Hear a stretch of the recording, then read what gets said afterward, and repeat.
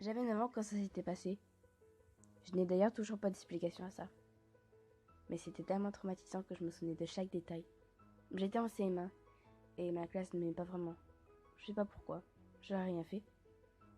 Chaque jour, j'avais droit à des insultes et des coups de poing. Je me retrouvais toujours avec des bleus et des blessures. Et quand je rentrais chez moi en pleurs, expliquant tout à mes parents, ils ne voulaient jamais me croire. Et quand je leur montrais mes blessures, ils disaient que j'étais tombée ou quelque chose comme ça. Du coup, je montais dans ma chambre, je fermais la porte à clé, je m'écroulais sur mon lit et je serrais ma poupée Adaline très fort contre moi. Je lui confiais tout. Je la considérais comme ma meilleure amie. Je sais pas vraiment comment expliquer ça, mais c'est comme si qu'elle pouvait me réconforter et m'enlever ma souffrance. J'avais remarqué que plus les jours passaient, plus ils avaient arrêté de m'embêter. Mes blessures commençaient à cicatriser, mais eux en revanche, ils en avaient plein. Je voyais des bleus, des blessures, à chaque fois que j'allais aux toilettes des filles. Je voyais les filles de ma classe qui étaient en train de changer des pansements qui étaient recouverts de sang. Même Liv les avait. Liv était la seule amie que j'avais dans la classe. Elle me défendait toujours avant. Mais quand un jour je l'ai retrouvée avec un immense coca, je lui ai supplié d'arrêter. Et c'est ce qu'elle a fait. Ça faisait un mois. Ils avaient enfin tous arrêté.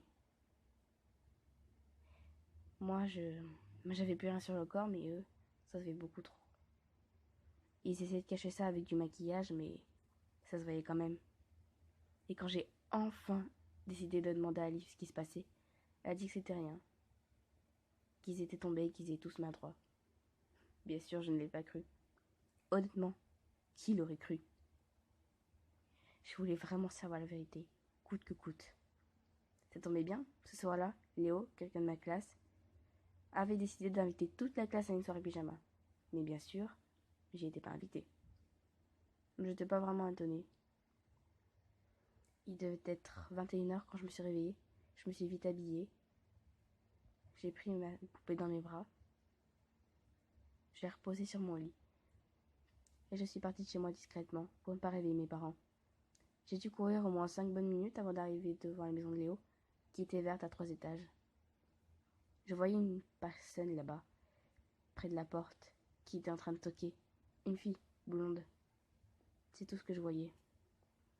Je me suis cachée derrière un arbre à proximité. Elle est rentrée toute seule. Personne ne lui a ouvert la porte ou quelque chose comme ça. J'ai attendu 15 minutes. Et ce que j'ai vu était horrible. À la fenêtre, je voyais un giclet de sang et une main coupée. J'ai mis ma main sur ma bouche pour éviter de crier. Je me suis dirigée vers la porte, en courant. J'ai ouvert la porte, j'ai refermé derrière moi, et ce que je voyais était horrible. Tout le sol était recouvert de sang. Les cadavres de ceux qui étaient dans ma classe étaient tous découpés, écorchés ou mutilés. À côté, il y avait la cuisine. Et sur la table, il y avait le livre. Enfin, ce qui restait d'elle. J'entendais des pas en haut. Des pas qui commençaient à se reprocher. Je savais que la personne allait descendre. Je me suis vite cachée dans un placard et en trouvant la porte pour voir qui c'était. C'était la fille de tout à l'heure. Elle était blonde, avec une veste en jean, une robe bleue et des bottines en cuir noir. Elle était recouverte de sang, même ses cheveux. Quand elle s'est retournée, j'arrivais pas à y croire. C'était moi. C'était moi, c'est impossible. J'ai refermé la porte. J'ai laissé des larmes couler sur mes joues et j'ai décidé de sortir pour lui faire face. Quand je suis sortie, elle n'était plus là. Il avait ma poupée à la place, Adaline. Elle était assise, avec une feuille dans sa main qui disait « Lis-moi ». Bien sûr que j'allais lire. Je l'ai pris, je l'ai ouverte, et dessus, il était écrit « Je t'ai vengé, signé ta meilleure amie ».